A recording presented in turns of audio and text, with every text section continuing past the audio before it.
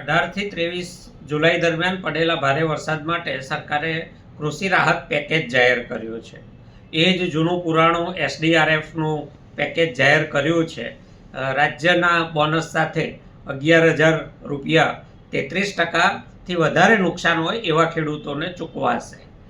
કોઈનું 100% નુકસાન હશે તો પણ આ જ પેકેજ લાગુ પડશે. વધુમાં વધુ હેક્ટરે 11,000, 2 હેક્ટરની મર્યાદા એટલે કે 22,000, એનાથી વધારે સરકાર ખેડૂતોને કંઈ આપવાની નથી. જ્યાં બાગાયતી પાકોનું નુકસાન થયું છે, ઝાડ ઉખડી જવા સહિતના કેસોમાં 17,000 રૂપિયા એસડીઆરએફના, 5,000 રૂપિયા રાજ્ય સરકાર તરફથી મળીને 22,000 રૂપિયા, એ પણ 2 હેક્ટરની મર્યાદામાં. કોઈનો આખો બગીચો ખતમ થઈ જાય, ઝાડ ઉખડી પણ જાય તો એને 22 દુ 44,000 રૂપિયાથી વધારે કોઈ વળતર આ સરકાર ચૂકવવાની નથી.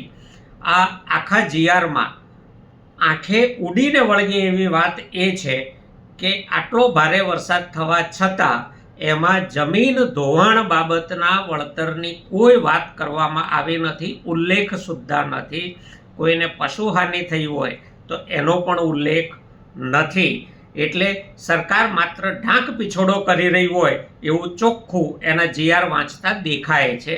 આ મેળવવા માટે પણ ખેડૂતોએ બધા જ પુરાવાઓ સાથે 30 સપ્ટેમ્બર સુધીમાં ઓનલાઈન અરજી કરવાની છે.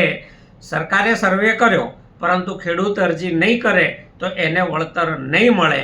માટે નુકસાન થયું હોય એવા તમામ ખેડૂતોને મારી વિનંતી છે, અપીલ છે કે ગામના વીસીએ પાસે ઓનલાઈન તમારી નુકસાનના વળતર માટેની અરજી કરાવો.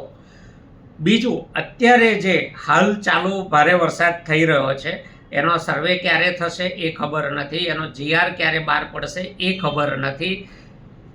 જૂના જીઆરમાં અને હવે નવો જે પણ પરિપત્ર બહાર પાડે એમાં જમીન ધોવાણના વળતરનો ખાસ ઉલ્લેખ કરવામાં આવે.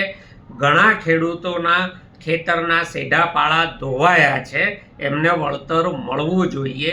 અને જે મુખ્યમંત્રી કિસાન સહાય યોજના માત્ર જાહેરાત કરવા માટે જાહેર કરી હતી એની ફાઇલ સરકાર અભરાઈ પરથી ઉતારે અને એને અમલમાં મૂકે.